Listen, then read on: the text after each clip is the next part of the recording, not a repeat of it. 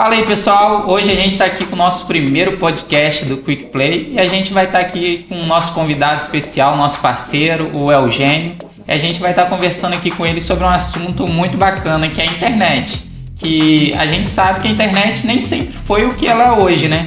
Então a gente vai estar trocando uma ideia com ele aqui. Hoje eu estou aqui com o Lucas e a gente vai estar participando desse podcast, por assim se dizer, aí, que a gente está em desenvolvimento. Vamos lá. É isso aí, pessoal. Então, primeiramente, Eugênio, pode se apresentar pra gente. Eu sou Eugênio Lacerda, eu sou, pode-se dizer, um veterano aqui da internet, do provedor, desde 97, trabalhando com isso. Fiquei 20 anos trabalhando nessa área de provedor de internet e tudo mais, mas eu sempre tive essa paixão por tecnologia e já tratava de assuntos ligados à comunicação com computadores, à distância, há algum tempo até antes de começar com a internet. É isso aí. Então, sobre essa questão de antes da internet, conta pra gente como que foi essa chegada da internet na sua vida. Eu sempre trabalhei desde os anos 80, né, quando eu comecei a mexer com o computador, a me apaixonar por essa parte de computação. Eu fiquei um bom tempo trabalhando com programação de computadores, ainda desde o tempo das máquinas de 8 bits, né? E no início dos final dos anos 80, início dos anos 90, eu virei um adepto do que naquela época era conhecido como telemática, né? Você utilizava os modems para acessar os Bulletin Board Systems, chamados de BBS, e posteriormente depois o videotexto, ainda não era internet, era um sistema interativo, você conectava no modem lá. No caso do videotexto você tinha até sala de chat, isso naqueles computadores da época, né? Tela de 40 colunas. 24 linhas, aquela coisa bem... Para contar os pixels. A maioria dos monitores nem eram coloridos, era monitor de fósforo verde, monitor âmbar, aquela coisa bem primária. Mas já tinha assim, um esboço do que era essa coisa de você comunicar à distância usando o computador. Né? Certo. E eu frequentei os BBS, fiz meus primeiros amigos que eu tenho até hoje, ainda na época dos BBS, nos inícios dos anos 90. A internet chegou no Brasil em 94. Ela começou, o primeiro acesso à internet no Brasil, em 1994. Então, nesses anos anteriores, do final de 80 até 94, a gente usava os BBS e o videotexto. Eu fiz meus primeiros amigos, meus primeiros contatos, ainda nessa época que você trocava mensagens em lote, né? Correio eletrônico. Você não conversava online com as pessoas, você baixava as mensagens, era um negócio semelhante ao e-mail. Existiam uns programinhas chamados leitores de pacote, né? E você conectava no BBS, baixava as mensagens que você não tinha lido, lia, respondia e mandava de volta. E subia as respostas para o BBS. E alguns BBS comunicavam entre si para poder atingir um número maior de pessoas, e alguns até trocavam mensagens com o BBS no exterior. Existia uma rede chamada Fidonet, que permitia que você trocasse mensagens com gente em outros países, né? Isso antes da internet ainda, né? Legal. E quando foi ainda na época dos BBS que começou aquele burburinho, né? Aquela hype surgindo, vai chegar a internet no Brasil. Se eu não me engano, foi a Embratel que colocou as primeiras linhas de conexão disponíveis em meados de 94. E nos meses seguintes, basicamente em 95, surgiram os primeiros provedores de acesso. Entendi. Né? A internet de escada. A velocidade padrão na época era ditada pelo modem, ainda era um modem de 2.400, pouca gente tinha, né? Imagina. 2.400. Era aquela coisa assim, você está acessando a interface, você via o cursor desenhando ali. Você via cada linha sendo desenhada. Dava até para você ver ele escrevendo. Entendi. Parecia dublagem. Né, assim. Eram os baldes, né? 2.400 baldes. A gente nem falava em K, nem muito menos em mega. Era o balde mesmo. 2.400 baldes. Mas não era o balde não, né? Era uns balde mesmo. Era um balde. Que na verdade posteriormente, depois a medida passou para bytes por segundo, né? Hoje a gente contabiliza a velocidade da internet com bits por segundo. Mas naquela época eram os baldes. Né? Era baldes para cima, baldes para baixo. Mas então. E era. Aquilo me fascinou, né? Eu era apaixonado. Eu ainda. Na época. Não existia área de TI, era a área de informática, né? Depois virou processamento de dados, depois virou outras coisas. Hoje em dia a gente fala área de TI, mas na época era informática. Então os adeptos da informática tinham essa coisa da telemática e eu me apaixonei por isso na época, né? Inclusive virou um problema, porque no início a única forma de você fazer essas conexões era tendo um modem que usava linha de telefone. Certo, ou seja, ou você usava o modem ou o telefone. Aí tinha dois problemas. Né? Primeiro que, naquela época, o telefone era o pulso, né? Era o bendito do pulso. Então, se fazer ligação de dia, por exemplo, você ficar 1 hora no telefone, era um aumento significativo na conta de telefone. Né? Sim. Então teve aquelas primeiras surpresas, né, cara? Você pagava, vamos supor, o equivalente a 100, 200 de telefone, e de repente veio aquela conta de 1.500, 2.000. Doideira. Assim, essa época em si a gente não pegou, mas que eu me lembre, minha tia tinha lá seu telefone de linha e era daquela briga que, pra você ver, não faz ainda tanto tempo, mas bem no começo, era aquela briga, você não podia ficar muito tempo falando ali, dependendo do tempo que você ficasse, a sua conta vinha lá em cima de telefonia, era só voz, não tinha facilidade hoje que é você fazer um plano de celular que já vem com a internet 3G, 4G, internet fibra óptica que hoje que a gente tem, né? Era bem limitado. Não, era dureza. Ainda tinha um problema sério de alguém que às vezes a casa tinha extensão, né? Você fazia uma extensão para o seu computador poder usar o modem, mas tinha um outro telefone lá que se alguém pegasse já era. Para tentar fazer uma ligação, interrompia a sua conexão, né? Ainda reclamava com a gente, quero usar o telefone. Verdade. Aquelas coisas de família, né? Eu me lembro, quando eu era criança, eu participei disso.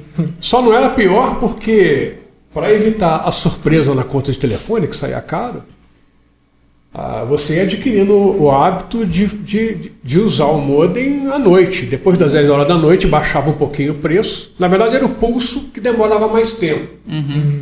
Né? Então, para você... Não, é verdade. Se durante o dia o pulso era em 1 minuto, à noite passava para ser 4 minutos. Então, 4 minutos era o preço que você pagava para 1 minuto de dia. E depois da meia-noite, acho que teve uma época até que não contava mais pulso. Você conectava ilimitado. Você ficava um tempão ligados e gastava muito pouco. Né? Então já é antigo essa questão de virar à noite no computador, né? Antigamente era necessidade. Você não conseguia pagar contas de telefone. Verdade, né? entendi. Isso depois virou um problema, que quando de fato chegou a internet, e a internet de escada, era aquela coisa assim, além da disputa pelo telefone em casa, aí tinha disputa pelas linhas livres do provedor. Certo. Hoje em dia o provedor anuncia o quê? O provedor anuncia que tem mais velocidade, que tem mais serviço, tem isso. No início, o que importava é se você conseguia completar uma ligação, você tinha uma linha disponível para você conectar no provedor. Então, os provedores, eles anunciavam que tinham mais linhas telefônicas disponíveis para o cliente. Interessante. Velocidade nem era questão. Né? Esse era o diferencial da época, né? Então, relação usuário-linha. Né? Ou seja, quantas vezes você ia tentar ligar, ia dar ocupado, não ia conseguir, até você conseguir conectar na internet. Isso aí que era o grande diferencial. diferencial da internet naquele tempo. Imagina. Né? A internet ainda era muito precária, os serviços que você tinha disponíveis eram muito limitados. Não havia também nem as aplicações, os programas para você usar a internet para você precisar de mais velocidade. Lógico que a velocidade com que abria a página, carregava a foto e tudo mais, era interessante, mas o principal fator naquela época era a disponibilidade, era você conseguir conectar, né? Que era triste. Você está conectado mesmo usando esse problema do horário agravava a situação. Por quê? Porque todo mundo deixava para conectar depois das 10 horas ou depois o pessoal mais econômico mesmo, depois da meia-noite. Então, dava meia-noite, todo mundo desesperado lá, ligando, e meia hora ligando, aí na hora que você vê aquele chiadinho, aí sim, aí foi característico, você vê que... Por isso que dá tanta nostalgia, então, né? A pessoa queria ouvir aquele barulho. Era uma felicidade quando você vê que atendia e fazia a conexão, né? Porque...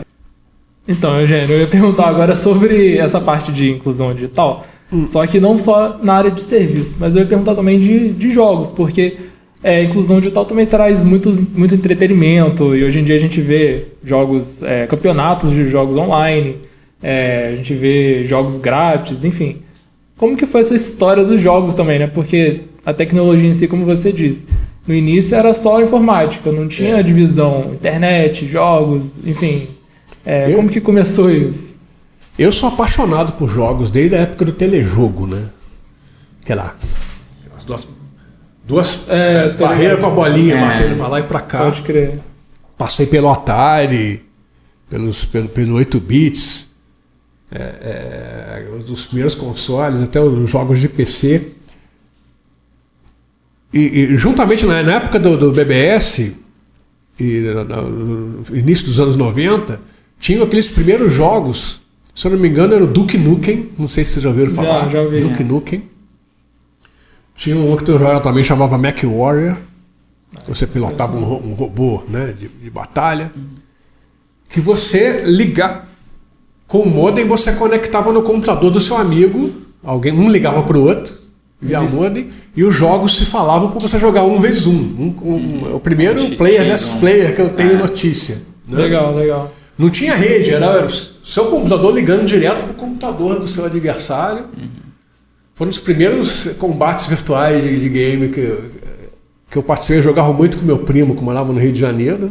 Ligava para ele lá no Rio de Janeiro, né? Mais uma conta daquela. Né? De madrugada, né? Tem que ser de madrugada.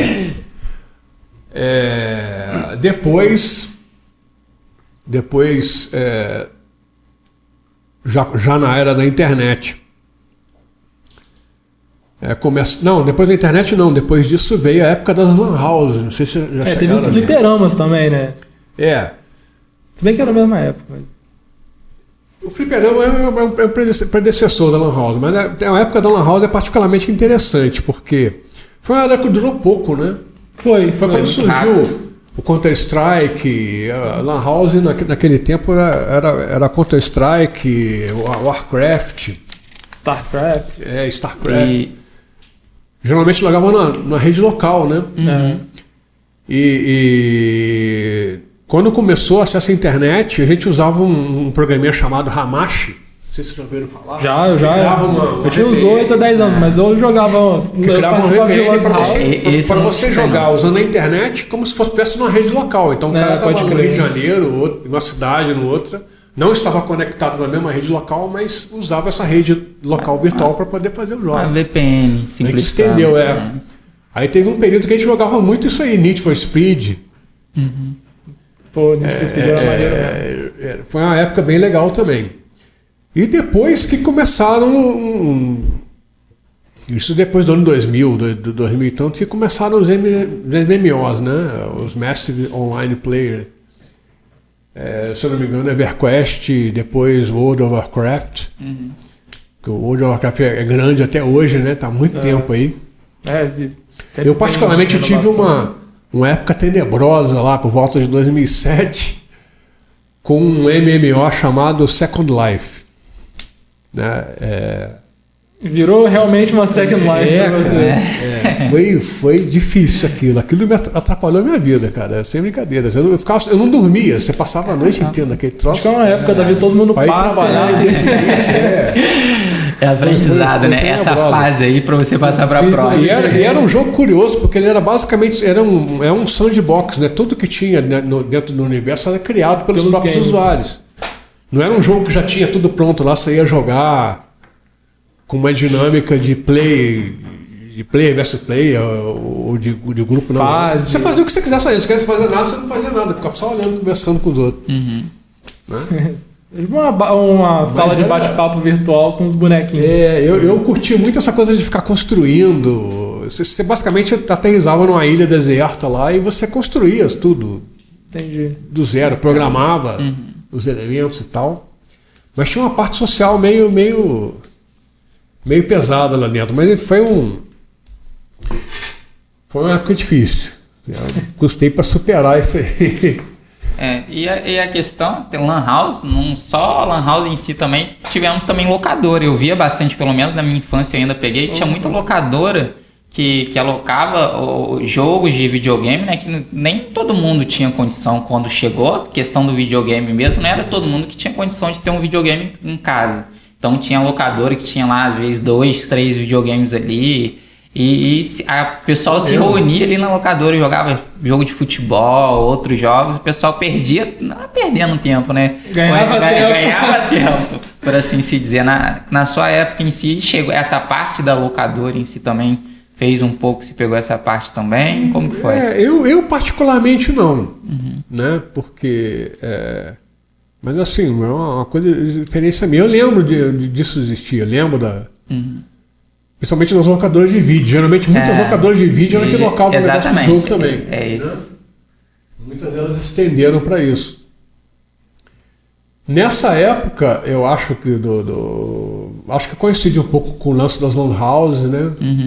Que também você podia jogar lá ou podia levar um CD, uma coisa para casa para jogar também. Eu lembro um pouco disso também. Nessa época das locadoras, eu já era meio só PC. Já tinha deixado. Eu era muito console na época do Atari, do 8 bits, no início ainda. Depois que eu comecei no PC, eu não saí mais do PC, não. Eu sempre fui jogar mais aqueles jogos de PC mesmo. Não evoluí muito naquela coisa de PlayStation. Que foi a época do console forte mesmo, foi quando teve o PlayStation 1 pra cima, né? Então esse é o team desktop, por assim se dizer, na parte de game. Você, Lucas, você prefere mais a questão também de desktop ou console? Quando eu era criança, eu ficava muito no PlayStation jogando Winning Eleven, né, FIFA, esses joguinhos assim, nas lan houses. Mas aí, a partir do momento que... Acho que eu já até cheguei a conhecer o Eugênio na minha infância, que eu jogava nas lan houses aqui em Volta Redonda. Aí eu comecei a virar mais pro lado do PC mesmo. Aí eu participava das lan houses de StarCraft, de Counter-Strike. Eu já cheguei até a vir aqui na QuickNet quando era criancinha para jogar aqui, que aqui tinha, o pessoal fez, não sei se era só interno ou se chegou a abrir pro público, mas tinha até uma lan house aqui, né? Tinha. Naquela época, foi só naquela época também, né? Dava 5 horas da tarde e o patrão chegava assim, acabou. Tá aí uma boa ideia para 2021. Isso não acontece mais. Esse tempo passou mesmo, mas era legal. Inclusive a gente chegou a fazer aqui um servidor de Counter-Strike, usando aquele Hamashi, né? Que o pessoal jogava. E ficou por um tempo os servidores rodando aí na Quick com Counter-Strike. Foi bem legal aquela época. Foi bastante curtição. Assim, pra gente finalizar assim, o nosso podcast, como um todo, então, vamos ser direto e reto. Vamos fazer meio que isso, aquilo, desktop, igual você já falou, você prefere desktop, questão de computador.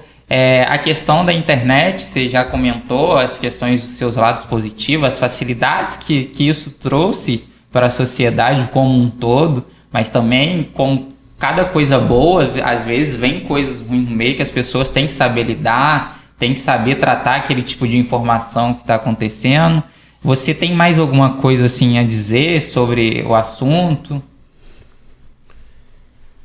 Uma conclusão que eu cheguei, cara, é que às vezes a gente foca muito na tecnologia, naquilo que aparece assim, por exemplo, a aplicação, um serviço novo que surgiu. Mas depois dessa história toda, eu cheguei à conclusão de que no fundo, no final das contas, tudo é uma questão não é tecnologia, não é as máquinas, não é gente. É tudo sempre gente atrás. Você vê que o que predomina tudo é a sua capacidade de aprender a se relacionar com as pessoas através dessa nova tecnologia, através das novas situações que vão chegando na vida com o futuro, né? Eles vão trazendo novos desafios e no fim se resume a isso, né? Em como você vai se relacionar com os outros, como você vai se relacionar com a sua família, como você vai se relacionar com seus amigos, como você vai se relacionar com seus colegas de trabalho, como você vai se relacionar com as pessoas. E a internet hoje, ela meio que te força a conviver com a opinião de muita gente ao mesmo tempo, né? Isso eu, às vezes, mesmo sendo um veterano nisso, me sinto um pouco sobrecarregado. Às vezes eu me desligo um pouco. Muita informação. Tem tanta gente falando assim... tão assertivamente, assim, com opiniões totalmente diferentes. Essa questão da opinião é legal, as pessoas... É a questão até de livre-arbítrio, todo mundo falar a sua opinião, expor o que você acha. E a questão da internet, eu acho que tem o seu lado negativo, que a gente vê muita coisa ruim rodando, né? A questão em si nunca foi a tecnologia, foi as pessoas por trás dela. É a questão de má índole, por assim se dizer, das pessoas. A tecnologia, ela expõe uma situação. Exatamente. Ela expõe muitas vezes o que as pessoas não revelavam, né? Exatamente. Mas assim, eu particularmente eu acho que a questão das opiniões é bacana a gente ter isso da internet, esse meio de comunicação que hoje creio que é um dos principais que a gente tem em todo mundo, essa questão de todo mundo expor sua opinião, de talvez entrar em consenso, e isso da internet, nem sempre a gente entra em consenso, isso na maioria das vezes, entrar em consenso. Exatamente, mas a questão se tornou mais, vamos dizer assim, a questão de você ter informações politicamente, coisas de política, coisas de jogos, tanto de entretenimento, mas quanto de assuntos mais sérios que precisam ser debatidos, que às vezes pessoas que tinham mais informações e mais conhecimentos não conseguiam passar para as pessoas que tinham poucos conhecimentos. Hoje a internet trouxe um pouco disso para a gente, de você que tem um conteúdo ali, a pessoa que quer, ela estuda, vai a fundo e consegue ter informação assertiva. Sempre tem aquele ponto crítico, que eu acabei de falar, as pessoas má índoles por trás que estão sempre ali espalhando assim, as fake news, por assim se dizer, inventando bastante historinha aí na internet. Mas eu vejo bastante mais lado positivos em si do que um lado negativo a questão dessa de comunicação. Meio cheio. Exatamente. Ô Lucas, mas vamos lá, e você? Tem mais alguma coisa para falar? Eu queria só agradecer aí pela participação do Eugênio, nosso primeiro podcast, convidado especial, né, de ter conhecido toda essa história, vivido toda essa história da internet, dos jogos, da Quick. E é isso aí. A gente pretende também estar gravando mais vídeos junto com o Eugênio, que o cara tem muita história para contar, entendeu? Se a gente ficasse aqui no podcast aqui, a gente ficaria aqui até amanhã trocando bastante ideia. Que essa questão da informação, tanto na internet, mas quando a gente tem pessoas reunidas, você consegue dialogar ali, trabalhar melhor essa questão de informação. Mas primeiramente queria agradecer a sua presença aqui, Eugênio. Por compartilhar essas informações com a gente e com o pessoal do canal. A gente vai estar trazendo sempre esse tipo de conteúdo de tecnologia, de internet, informações, geek, esse universo, por assim se dizer. E a gente vai estar sempre tentando manter periodicamente, fazendo vídeo para vocês e trazendo essas informações. Campeonatos também, a gente tá fazendo aí, a gente procura fazer de 2 em 2 meses um campeonato diferente para vocês, fazendo as pessoas interagir aí com a gente, se divertir, se entreter. Ô Eugênio, você tem alguma coisa aí para falar pro pessoal? Futuras gerações aí da internet. Exatamente. Não desistam. É importante. Não desistam. Eu acho que é um desafio grande que essa geração vai ter que enfrentar agora, da saturação, né? Que literalmente essa geração nova é que vai ter que aprender a lidar com a grande mudança que tá vindo aí, né? A gente vai ter que aprender, ela vai ter que aprender a lidar com isso de uma forma bem mais cuidadosa do que era antes, né? Ela tem esse desafio de viver, de conviver com o mundo todo falando na sua cabeça. Tem noção. Não é fácil não é fácil não. Você vê que tá ficando. Mas vocês vão conseguir. Tem esperança que a gente vai conseguir chegar lá. Pessoal, muito obrigado por vocês acompanharem o nosso podcast. A gente espera vocês aí no próximo vídeo, no próximo campeonato. Se você ainda não é inscrito no canal, se inscreve, deixa o seu like aí no vídeo, que ajuda bastante a gente a trazer conteúdo para vocês. E muito obrigado de novo. Pessoal, valeu, até a próxima. Valeu.